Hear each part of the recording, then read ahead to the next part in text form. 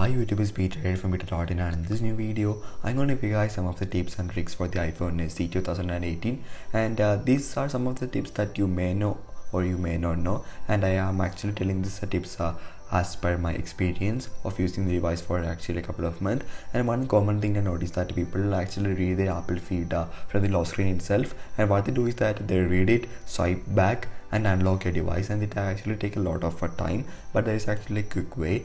By the time you're reading the feed, you can actually unlock the device by just resting your finger on the home button, and you can see the unlocked icon there. And next time when you swipe back, you just need to touch your touch ID. Not to press it, just touch your touch ID and the device unlocks. That means by the time you read the feed, you can unlock the device and you can just touch the touch ID to get into your app drawer.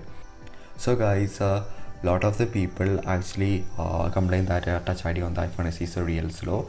By the time you get the phone, you need to turn on the phone, unlock using the touch ID, and you need to press the touch ID, the home button, to unlock the device. But there's a really fast way. First of all, go to general, again go to accessibility, scroll down and tap on home button and enable rest the finger to open.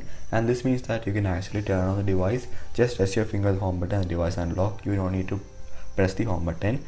Here you can see I'm just resting my finger and the device unlock. Later you need to unlock and again press the home button to get into your device. Now just rest your finger and you are good to go. And as you know, iPhone SE has a 4K camera, but by default it is not in 4K. To change it, you need to go to settings. Again you need to tap on camera. Again you need to tap on record video, and you can choose which resolution you want, and by default it is around 1080p or 720p, and you can actually choose which resolution you need. So guys, this is not a great thing, but this was one of the stuff that I struggled a lot, that is with the calculator, and I don't know how to erase a word. And as you know, there is a no erase button. There is only clear and all clear. When you tap it, all is gone. But I was wondering how you can clean it, and you can swipe left or right to delete a digit, so it's actually tricky for me at the beginning. And but one thing is that when you add something and the total, you cannot actually delete it. That's actually a little bit of drawback there.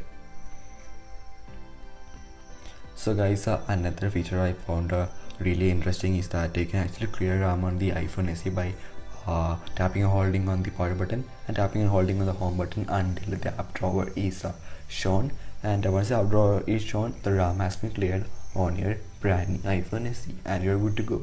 So guys, the control center of the iPhone SE is actually really amazing, and you can actually touch and hold on different tiles to expand it and get more information. Even though iPhone SE do not have 3D touch like the iPhone 6s and above, and this is actually 3D sort of effect. We don't have it for do not disturb mode as well as lock, except everything has the touch to expand. And also it is really convenient so that you can actually customize it a lot, as well as get some more information without going to settings. As well as torchlight has different intensity modes, so you can adjust intensity according to your need.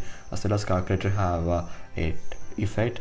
You can actually choose different modes for camera, as well as you can configure different things for recording video of the screen as well. So guys, you can actually hide a photo with the stock application on the iOS. What you do is just tap on the share icon and slide it over, and you'll be able to see an option called hide, but it is not that safe as it will be automatically saved to the album. So someone who knows how this all this stuff work actually can access your picture from the hidden file like this. It's not that safe, but I can actually hide the image with the stock photo application of the iPhone SE.